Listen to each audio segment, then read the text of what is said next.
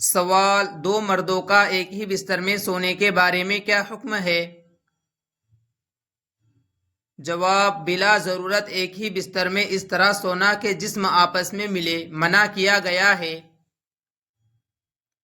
سوال: دو عورتوں کا ایک ہی بستر میں سونے کے بارے میں کیا حکم ہے؟ جواب: دو عورتوں کو بھی بلا ضرورت ایک ہی بستر میں قریب قریب سونے سے منع کیا گیا ہے۔ سوال: اس ممانعت کی بنیادی وجہ کیا ہے؟ جواب: حیا کی حفاظت اور فتنے کے اسباب کو روکنا۔ سوال: کیا یہ حکم صرف مردوں کے لیے ہے؟ جواب: نہیں، یہ حکم مردوں اور عورتوں دونوں کے لیے ہے۔ سوال: کیا ایک ہی چادر میں سونا بھی منع ہے؟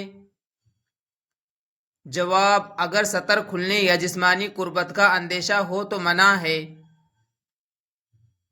سوال: کیا بھائی آپس میں ایک بستر پر سو سکتے ہیں؟ جواب: ضرورت ہو تو احتیاط کے ساتھ، لیکن بے تکلف جسمانی اختلاط سے بچنا چاہیے۔ سوال: کیا بہنیں ایک بستر میں سو سکتی ہیں؟ جواب: ضرورت ہو تو سادگی اور پردے کے ساتھ، لیکن حد سے زیادہ جسمانی قربت مناسب نہیں۔ سوال: کیا بچوں پر بھی یہ تعلیم لاگو ہوتی ہے؟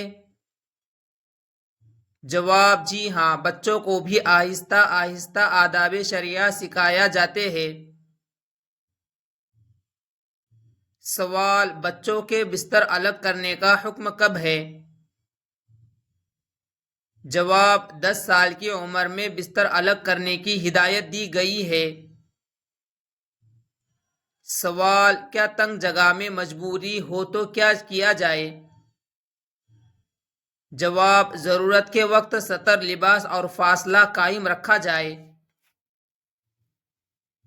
سوال: کیا صرف ایک ہی بستر ممنوع ہے یا بہت زیادہ قربت بھی؟ جواب: اصل ممانعت بے احتیاط جسمانی قربت سے ہے۔ سوال: کیا یہ حکم اخلاقی تربیت سے متعلق ہے؟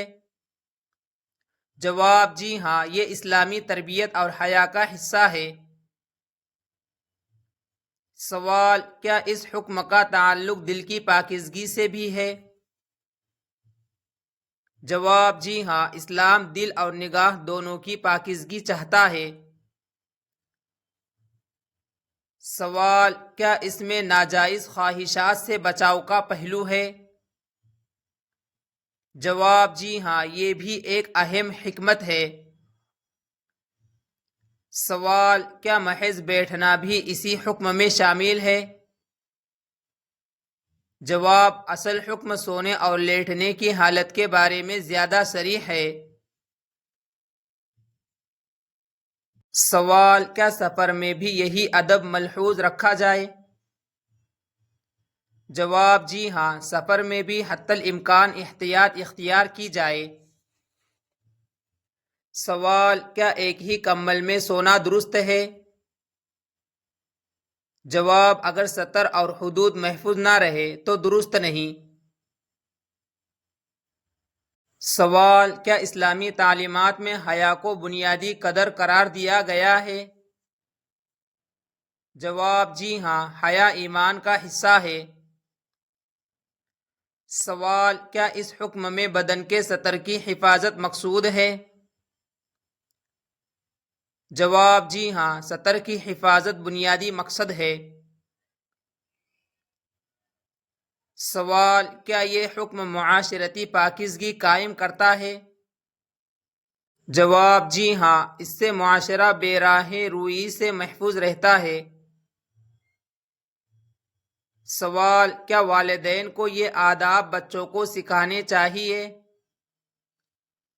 جواب: جی ہاں، والدین کی ذمہ داری ہے کہ بچپن سے یہ آداب سکھائے۔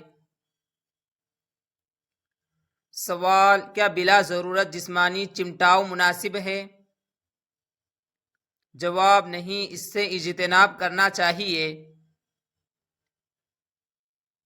سوال: کیا اس حکم میں نیت بھی دیکھی جاتی ہے؟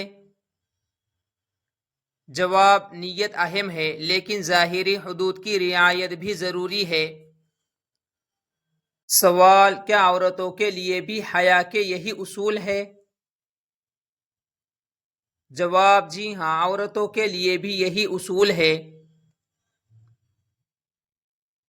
سوال: کیا الگ بستر اختیار کرنا افضل ہے؟